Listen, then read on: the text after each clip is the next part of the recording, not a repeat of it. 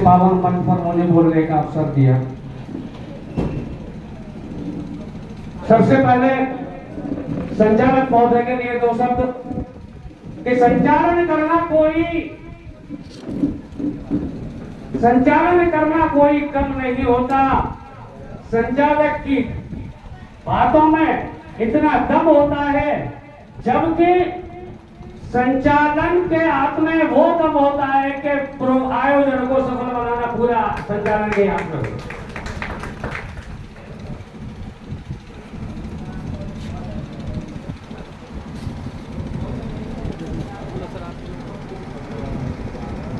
क्या होता है मित्रों, मैं एक छोटा सा अब समाज सेवक तो कहना भूल गया हूं मैं।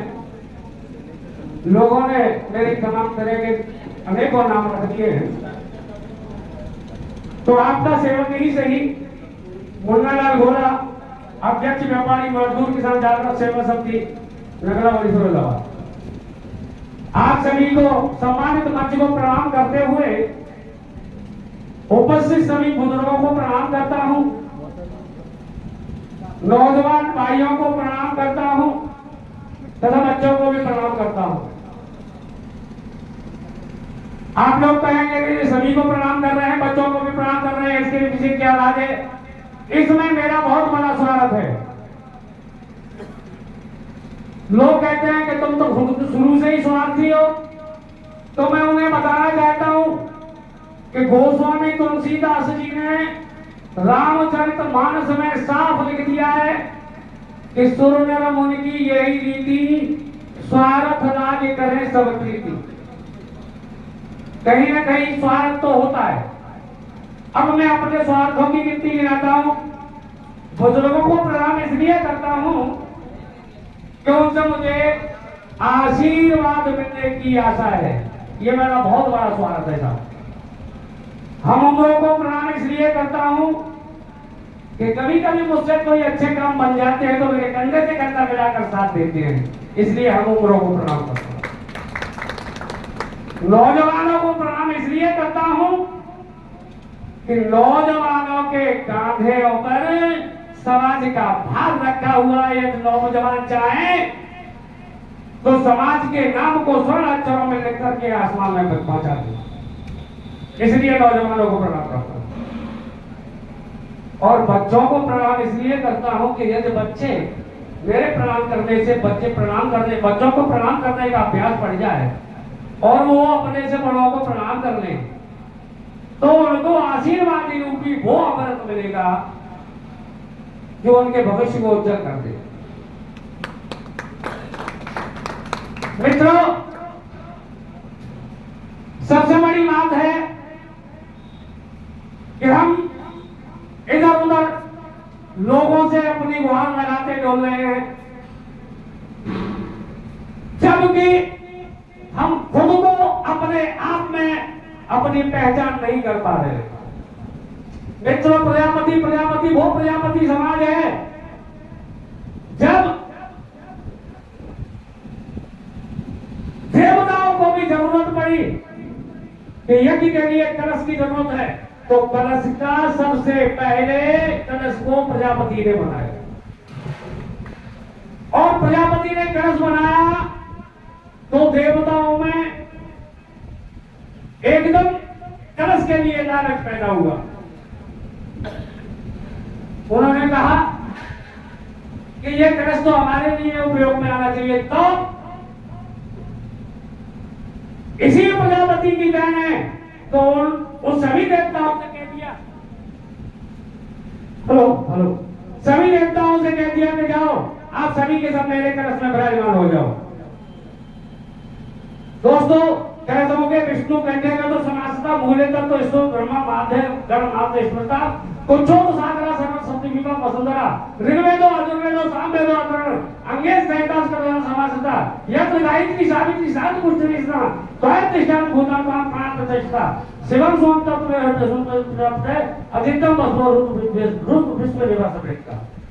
ये सारे के सारे देवता प्रजापति के कलश में विराजमान है, और आज भी उस कलश की अगर कोई अच्छे काम हो तो आज भी देखें कलशों की ये नव यमुनाएं, बुजुर्ग हैं, बच्चियां, जहां कभी भागवत वगैरह होती हो तो कलश सर पर रख कर ले जाती है और भाग पर पंडाल में जाती। ये रही कलश की बात, ये है प्रजापति। लेकिन प्रजापति अपने आप को भूला हुआ। दूसरी बात, जब प्रजापति ऐसे ही प्रजापति नहीं है साहब, ये मैं पूरे दावे के साथ अभी पूरी प्रजापतियों की बात बताऊंगा। जब प्रजापति ने देखा कि मेरी प्रजा के लिए खाने के लिए बर्तनों का आविष्कार नहीं है, कच्चे पक्के भोजन खाते, तो प्रजापति ने खाने के लिए बर्तनों का आविष्कार किया। जब उन्होंने देखा कि ये रहने के लिए गुफा तंत्राओं में रहते हैं, तो देखो ईंटों का आविष्कार प्रजापति ने किया, चूने का आविष्कार प्रजापति ने किया, यहां तक कि उन्हें रहने के लिए सारी सुविधाओं का आविष्कार प्रजापति ने किया। और प्रजापति आविष्कार करते करते सबसे पीछे रह गया, वो अपने आप को नहीं पहचान सका, केवल प्रजा के सुख के लिए ही जिंदा रहा। दोस्तों, अब मैं आज के युग की बात करता हूं। मैं तो जिज्ञासु हूं भैया, जहां से कुछ मिलता है वहां सीख लेता हूं। आज के युग में एक गाना सुना था मैंने, नमक हटा, उसमें क्या जाके बुजुर्गों ने फरमाया, अपने पैरों के ऊपर खड़े होकर दिखलाओ, फिर ये जमाना तुम्हारा है, जमाने के सुरताल के साथ चलते चले जाओ, फिर हर जमाना हर तराना तुम्हारा है। क्या बात है। और लोग जमाने के सुरताल के साथ चलने लगे, अपनी संस्कृति भूल गए। और अपनी संस्कृति भूलने का मतलब, आज कोर्ट में जाकर देख लीजिए, दहेज, हत्याकांड, रेप, ऐसे मुकदमों की लाइन लगी हुई है। हम अपनी संस्कृति को भूल चुके हैं, इसलिए मैं अपनी संस्कृति को कभी नहीं भूलना चाहिए। एक हमारा जमाना था, मेरे साथ के, मेरी उम्र से बड़े लोग बैठे हैं, वो जानते होंगे इस बात को। हमारा जमाना था जब गौ माता को घर के अंदर और कुत्तों को घर के बाहर पाला जाता था। आज कुत्ते एसी रूम में बेड पर बैठकर आराम फरमा रहे हैं, और गौ माता के बच्चे चिलचिलाती धूप में रोडों पर और खेतों पर नजर आ रहे हैं। दोस्तों, एक यहीं से एक बात और याद आती है मुझे कि एक दिन कुत्ते के मालिक के बेटे ने कुत्ते की सब्जी में खूब सारा घी मिलाया और कुत्ते को खिलाया। कुत्ता घी खाकर पड़ गया बीमार। कुत्ते के मालिक के बेटे ने तुरंत निकाली अपनी कार, क्योंकि कुत्ता पापा लाए थे, बेटा उनका देख रेख कर रहा था। कार में बिठाकर डॉक्टर के पास लाया। डॉक्टर ने पूछा, इसको आपने क्या खिलाया? कुत्ते के मालिक के बेटे ने कहा कि इसको हमने सब्जी में खूब सारा घी डालकर खिलाया है। डॉक्टर ने कहा, तभी तो इसका बदल को मिलाया है। इतना घी कुत्तों के लिए कम नहीं होता। और सही बात तो यह है दोस्तों कि कुत्तों को भी हजम नहीं होता।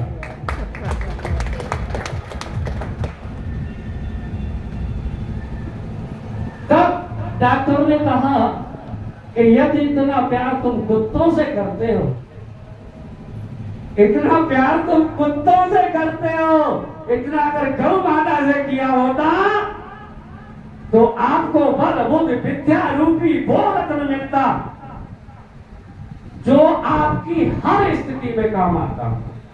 हनुमान चालीसा में साफ लिखा है, श्री गुरु चरण सिरोज रज निज मन मकर सुधार, करणो रघुवर विमल रस जोधा, एक फल चार। बुद्धिहीन तन जानिके सुमिरो पवन कुमार, बल बुद्धि विद्या देह मोहि, हरो कलेश विकार। मैं अपने प्रजापति समाज से कहना चाहता हूं कि ये बल बुद्धि और विद्या रूपी धन को अर्जित करें। लोग तुम्हारे पीछे होंगे, तुम राजा थे, राजा रहोगे, ये मेरा दावा है।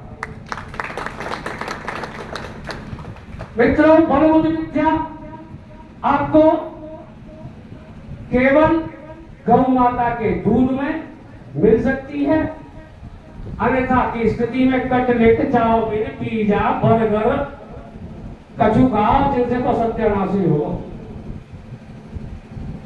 आज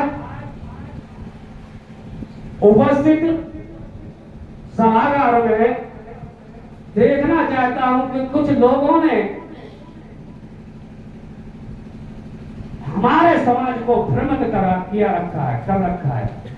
कुछ तो कर नहीं सकते कुछ, लेकिन अगर कोई दूसरा करे तो उसे करने भी देते थे। ये हमारी कमजोरी है, इसलिए हम कमजोर हैं, अन्यथा की स्थिति में हम कमजोर नहीं है। और मैं आपको बता दूं कि यदि अच्छे काम करोगे तो उसमें रुकावटें आएंगी। आप उन रुकावटों की तरफ देखोगे तो पीछे रह जाओगे, और रुकावटों को देखते हुए आगे बढ़ते रहोगे तो आपको कोई रोकने वाला नहीं है। इन्हीं शब्दों के साथ मैं अपनी वाणी को विराम देता हूं। जय प्रजापति, जय समाज।